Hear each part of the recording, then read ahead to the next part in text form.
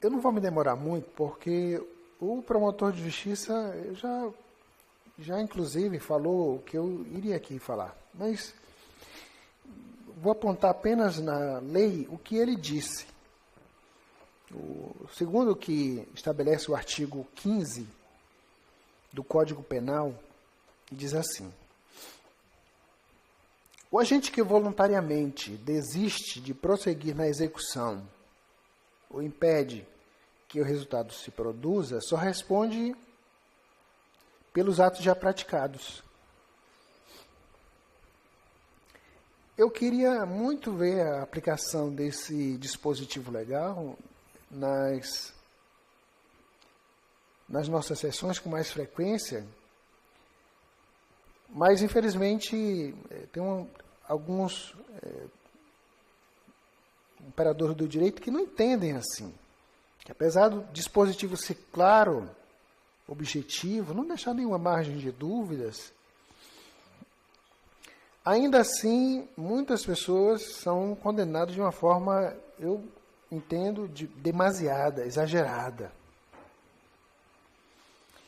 Essa gana por punir o ser humano de uma forma exagerada começou aqui no Brasil no ano de 1990, no governo Fernando Henrique Cardoso, quando foi feita aquela lei dos crimes hediondos. Tinha muito sequestro naquele tempo.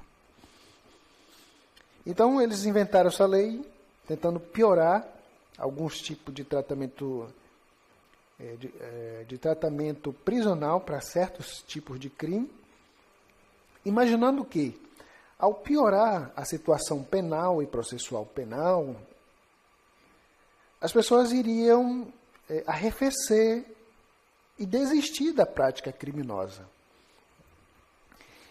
E de lá para cá, a lei dos crimes hediondos foi aprovada e a cada período de tempo ela é piorada, colocado mais tipo penal e a violência não para. Por quê? Porque se eu pretendo fazer um trabalho de prevenção, eu não posso trabalhar sobre o erro, eu preciso trabalhar antes do erro acontecer.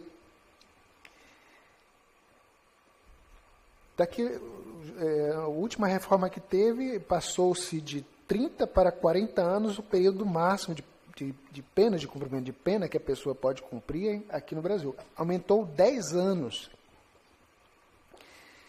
Mas ainda com esse aumento de pena, eu não senti que houve mudança no ambiente social. E não houve.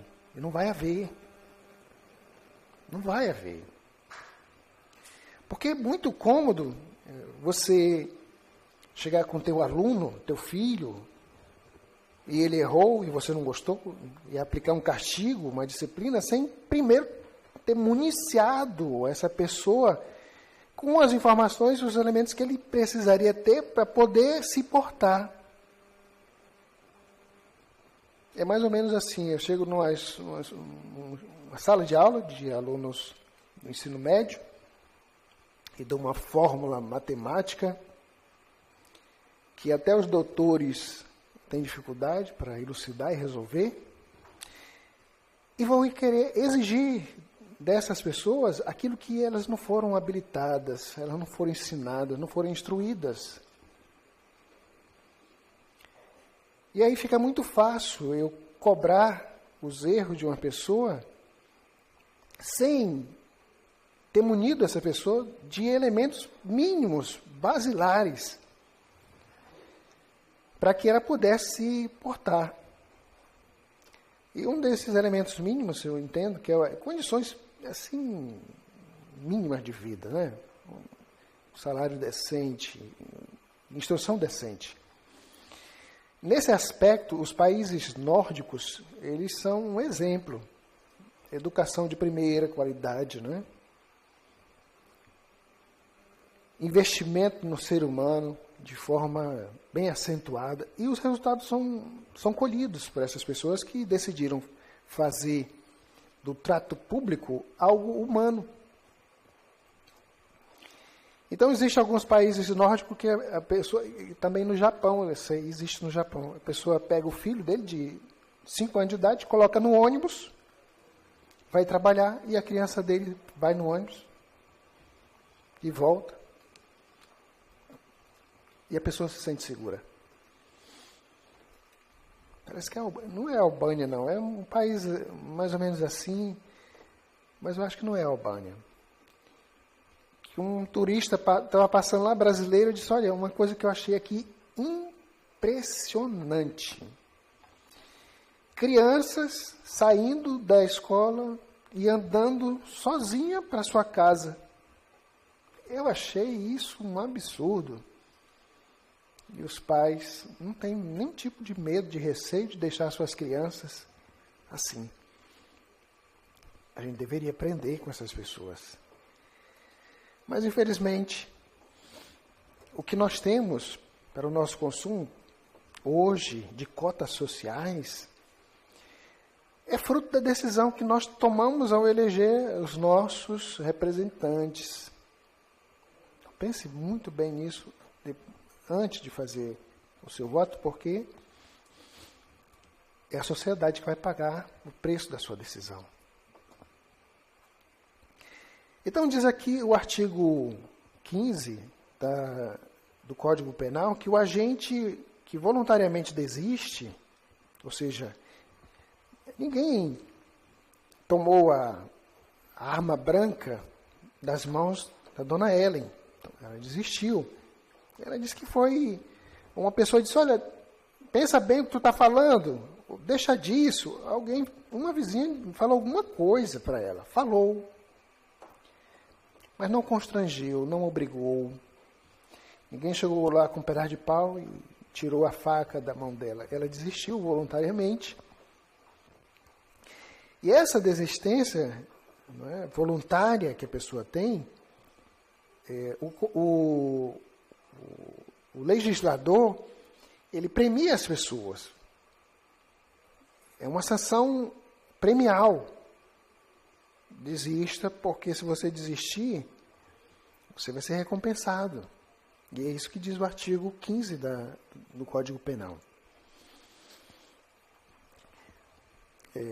Algumas coisas que eu notei aqui, especialmente a respeito desse laudo, mas o promotor de justiça falou, eu tentei entender essa deformidade, né? Leu aqui o digno promotor que, de fato, tem aqui as lesões, não tem como esconder.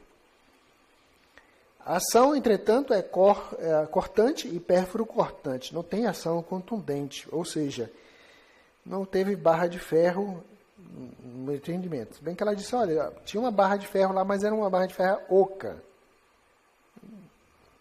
Não foi registrado isso aqui. E outra coisa que eu divergi foi na questão da deformidade permanente, que eu teria que impugnar esse laudo aqui.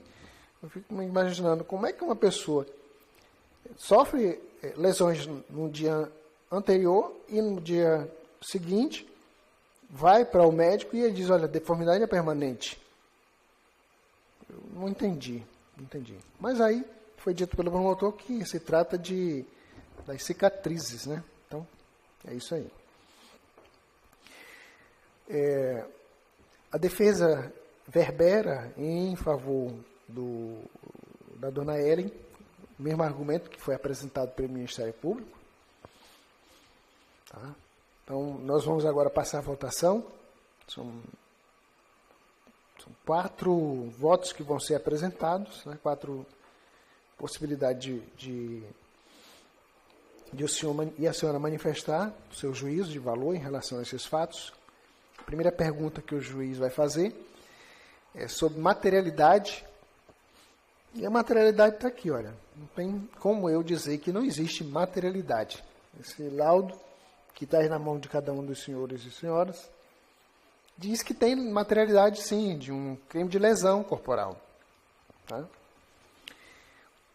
A segunda pergunta que o juiz vai fazer é quem é o autor das lesões que são descritas aqui nesse laudo.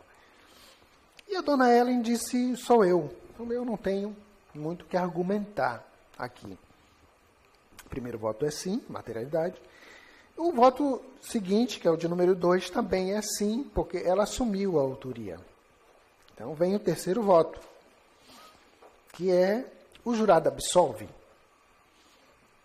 E nesse jurado absolve, são várias coisas que são ditas, incorporadas dentro desse, o jurado absolve. Inclusive, poderia ser dito assim, o jurado perdoa.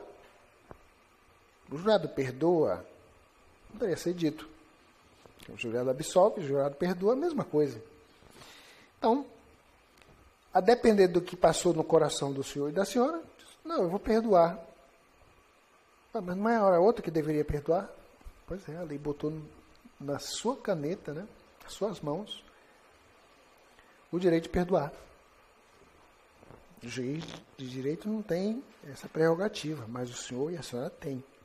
E pode perdoar.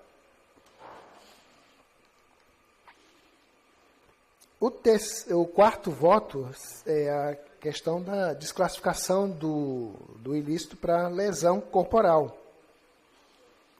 Aí aqui vai dar lesão corporal grave, por causa dessa lesão permanente. Tá? E é isso. E agora vamos votar. E tenhamos uma boa votação. Doutor,